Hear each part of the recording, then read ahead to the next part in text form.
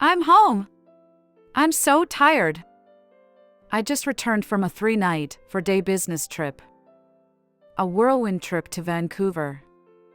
Honestly, I was exhausted. I couldn't wait to see my daughter. Felicity? Where are you? I'm back. I brought you a souvenir. I couldn't find my daughter anywhere. My 5-year-old daughter doesn't have her own room yet, so she is in the living room most of the time and sleeps in our bedroom. I searched both the bedroom and the living room thoroughly. Maybe she's already asleep? Mom! I heard a soft voice. It's Felicity. Felicity? Where are you? As I stepped into the hallway, I found her lying on the floor, even without a blanket. Felicity! What's wrong? Are you feeling sick? Did you collapse? I'm okay. My fever has gone down. Fever? What do you mean? You had a fever? Why are you in the hallway? I was in a panic. Why are you here? Because Grandma. I was astonished to hear what had happened while I was on a business trip. I shook with anger, gathered a group of supporters, and got back at my mother-in-law and husband. I'm 32 years old. I work in sales at my company. We've been married for 3 years, and my husband is 4 years older, and he's a lawyer. When we got married, we lived in an apartment, just the two of us, but when we had a child, as I wanted to continue working, and my husband was busy with work, we started living with my mother-in-law. My father-in-law passed away due to illness when my husband was still in junior high school. After that, my mother-in-law raised my husband on her own. Raising her son to become a lawyer was a testament to her life and a source of pride for my mother-in-law without a doubt. Even from my perspective, my mother-in-law dotes on my husband. Although I was a little bit worried about living with such a mother and son, I started living together since I really didn't want to quit my job. Our child was a daughter. We named her Felicity. My mother-in-law was delighted when our daughter was born. How adorable! She often took care of her. With that, my concerns about living together were relieved, and I believed I could get along with my mother-in-law in the future. Felicity grew up healthily and happily. She was very charming and cute. She might have drooled a lot. It has long been said that a child who drools is healthy. We couldn't wipe it away with just a bib, and we had to wrap a towel around her. Sometimes, a drop of drool would fall on the floor. Then, my mother-in-law would say something like this. Ugh, how dirty! Let's disinfect it with alcohol. I didn't pay much attention to it at that time, but it was a precursor to a significant event. Furthermore, my husband would immediately change his clothes whenever a bit of drool from our daughter dripped onto his shoulder. Thinking about it now, it all makes sense. But these scenes were something I shouldn't have overlooked at that time. In fact, my mother-in-law was a neat freak. She said she might say something unnecessary if I cleaned and there were spots where I missed, so she took charge of the cleaning herself. Also, my husband, who was raised by such a mother, tends to be somewhat of a germaphobe. At that time, I thought, I can have someone else do the cleaning, lucky me. As time passed, I continued to work full-time, leaving my daughter with my mother-in-law when there was no school. My daughter was obedient and listened well to my mother-in-law. Felicity, could you help me with preparing dinner? Sure. Felicity would promptly stand up and first go to the bathroom to wash her hands well. She knows that she needs to wash her hands with soap before cooking. Thank you for teaching her manners, I said. My mother-in-law replied with a smile. It's fine. It's the least I can do. I wondered if my daughter's eyes were looking like this because she was being serious, but she looked as if she was frightened of something. Nevertheless, following my mother-in-law's instructions, she put on a bandana, a mask, and gloves, and stood in the kitchen. "You're quite heavily equipped for cooking," I remarked. "Well, there's a new infectious disease going around these days. If we concocted something like that, it would be troublesome. If even one person in our house catches it, it would be tough for you guys because you have school and work. My son hasn't worked long enough to be able to get some time off yet. It would be a real problem if he started coughing during a trial," my mother-in-law said. Indeed, at that time, there was a widespread outbreak of a certain infectious disease, and people who contracted it were isolated. Those people who have been around the infected person were considered close contacts and were required to stay home.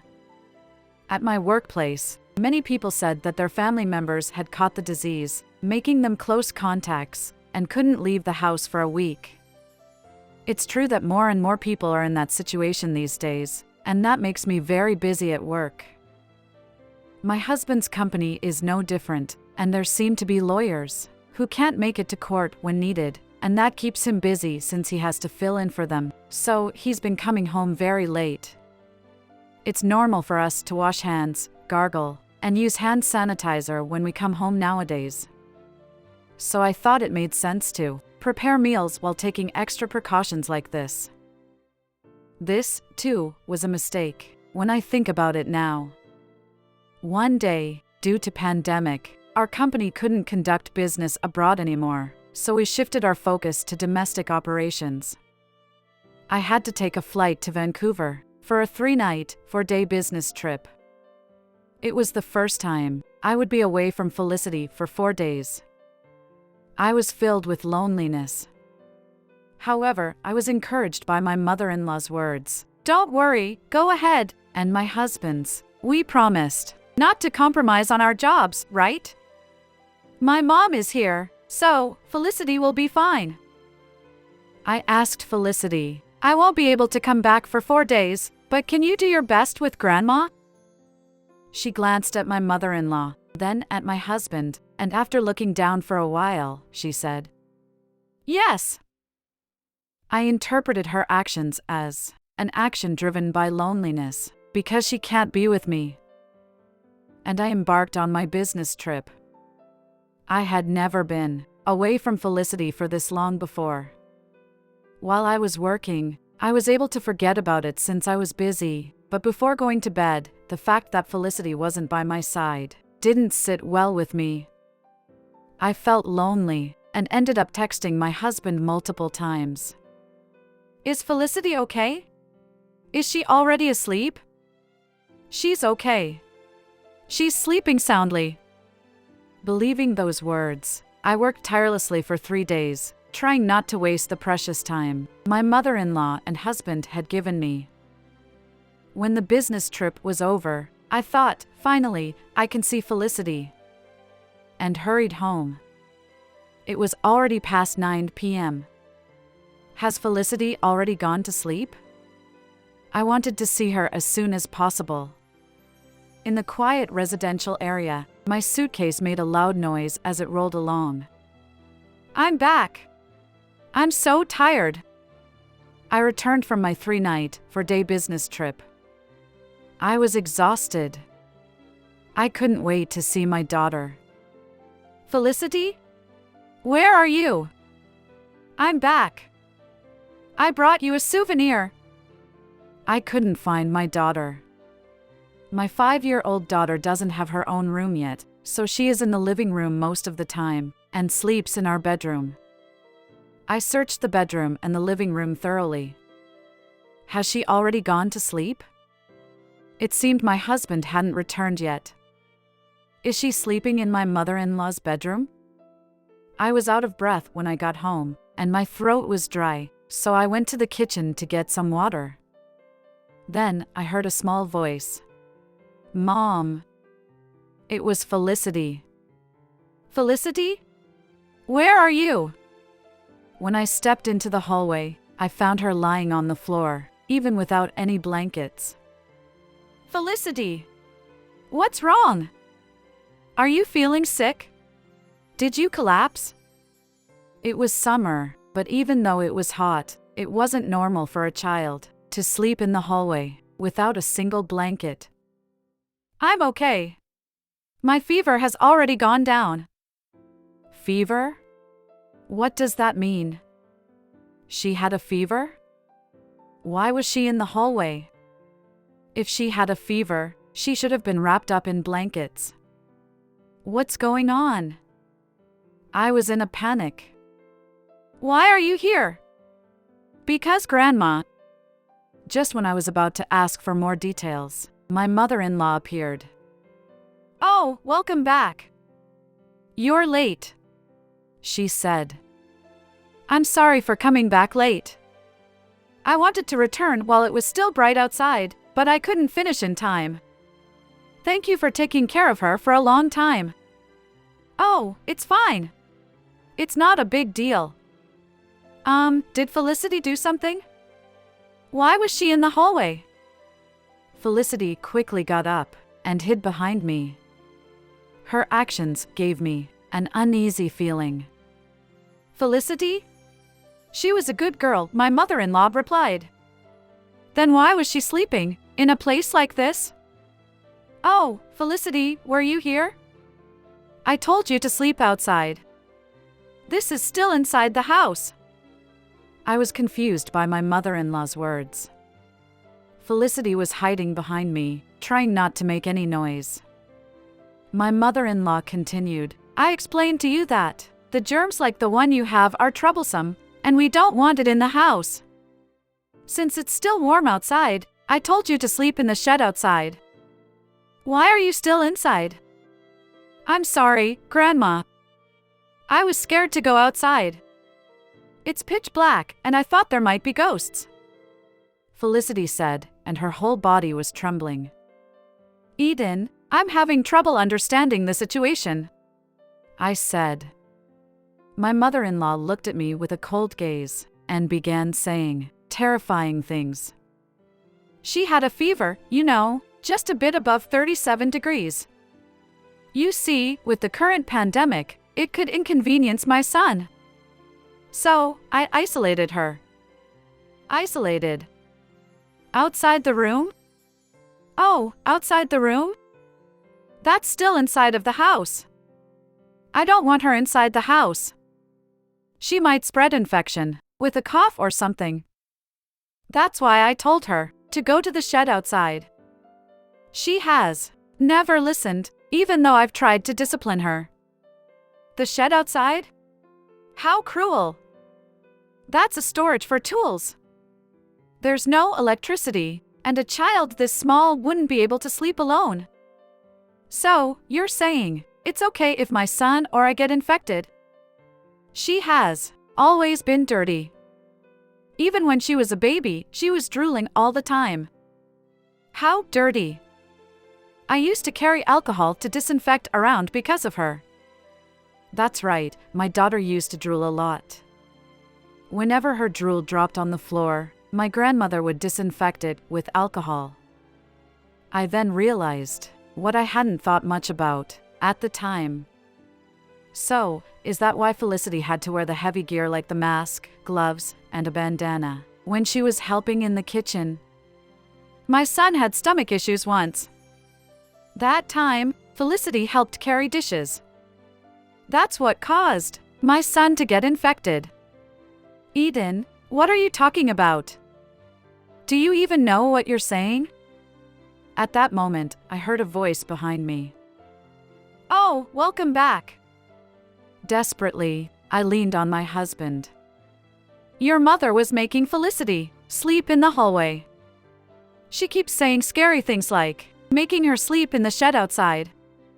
However, my husband's response was not what I had hoped for.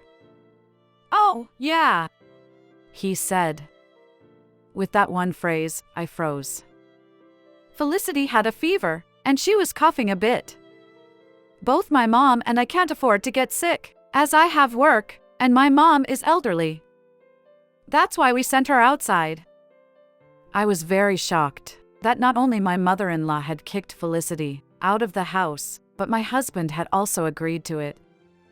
What? Don't you love your own child?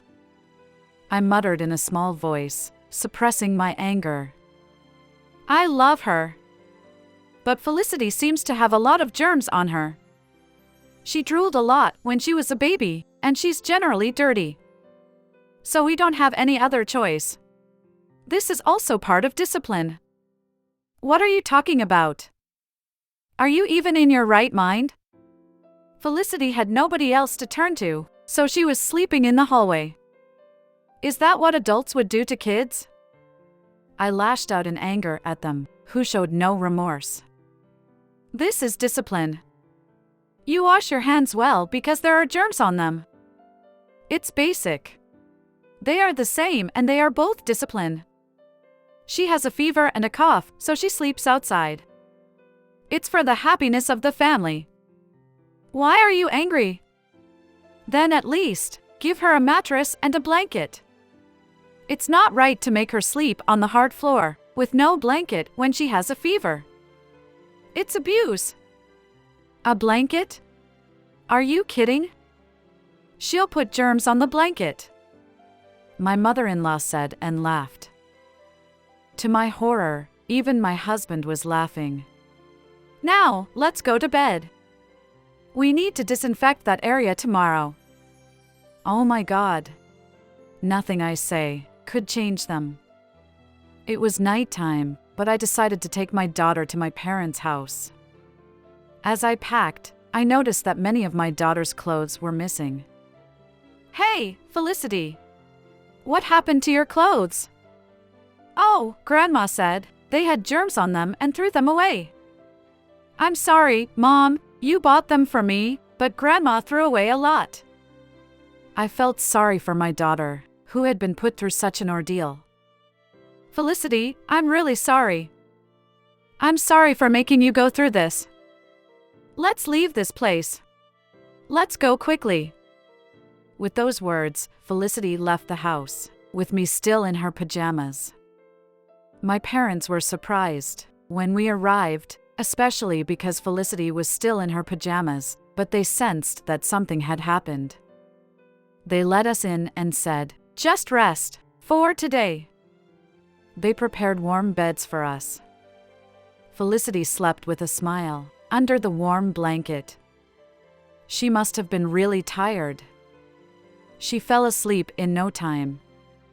As I watched her peaceful sleeping face, tears streamed down my cheeks. Even when she had a fever, they didn't let her sleep in a bed. After crying for a while, I went to my parents and explained the situation. My parents were even angrier than me when they heard how Felicity had been treated. You don't have to go back to that house. Both you and Felicity stay here, my parents said.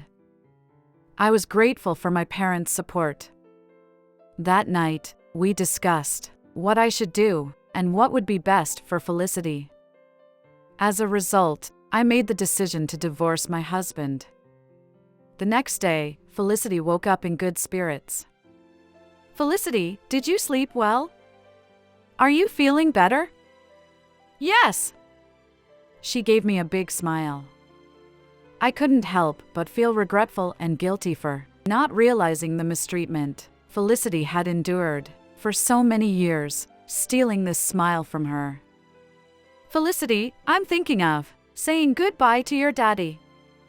Let's live here from now on. Felicity looked surprised, but her face clouded over for some reason. Felicity, what's wrong?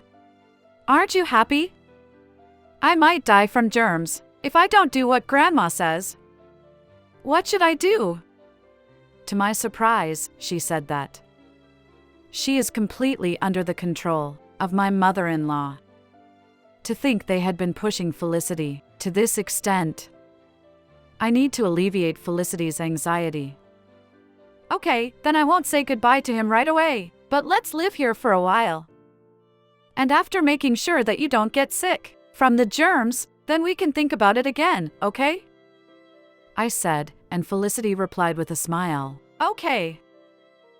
I can never forgive my mother-in-law and husband for making Felicity suffer this much.